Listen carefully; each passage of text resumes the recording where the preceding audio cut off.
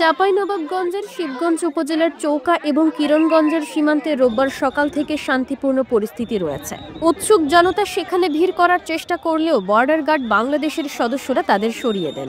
এর আগে গতকাল শনিবার দুপুরে উপজেলার বিনোদপুর ইউনিয়নের চৌকা এবং কিরণগঞ্জ বিজিবি সীমান্ত ফাঁড়ির মাঝামাঝি এলাকায় এই উত্তেজনা দেখা দেয়। দুপুর থেকে বাংলাদেশ ও ভারতীয় সীমান্তে দুই দেশের নাগরিকেরা জড়ো হয়ে বিক্ষোভ করেছেন। এই সময় ভারতীয় নাগরিকদের হামলায় ৩ বাংলাদেশি আহত হয়েছেন বলেও অভিযোগ ওঠে।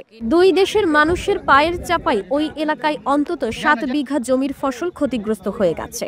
আজ সকাল ১০টা থেকে কিরণগঞ্জ এবং চৌকা সীমান্তের মধ্যবর্তী কালীগঞ্জ মৌজায় গিয়ে দেখা যায় উৎসুক জনতা ভিড় করছেন। বিজিবির সদস্যরা তাদের সেখান থেকে সরিয়ে দেন, তবে কয়েকজন কৃষককে মাঠে কাজ করতে যেতে দেওয়া হয়। সেখানে দায়িত্বরত কয়েকজন বিজিবি সদস্যরা জানিয়েছেন, এই এলাকায় গতকাল দুই দেশের উত্তেজিত জনতা মুখোমুখি হয়ে সংঘর্ষে জড়িয়েছিল, তাই অতিরিক্ত জনবল নিয়ে তারা সতর্ক অবস্থায় সীমান্ত পাহারা দিচ্ছেন। ৫৯ বিজিবি ব্যাটালিয়নের অধিনায়ক লেফটেন্যান্ট কর্নেল গোলাম কিবরিয়া জানিয়েছেন, বর্তমানে সীমান্ত পরিস্থিতি শান্ত রয়েছে এবং গতকালের ঘটনায় যেহেতু সীমান্তের ফসলের ব্যাপক ক্ষতি হয়ে গেছে, তাই সাধারণ মানুষজনকে সীমান্ত এলাকায় না যেতে উৎসাহিত করা হচ্ছে।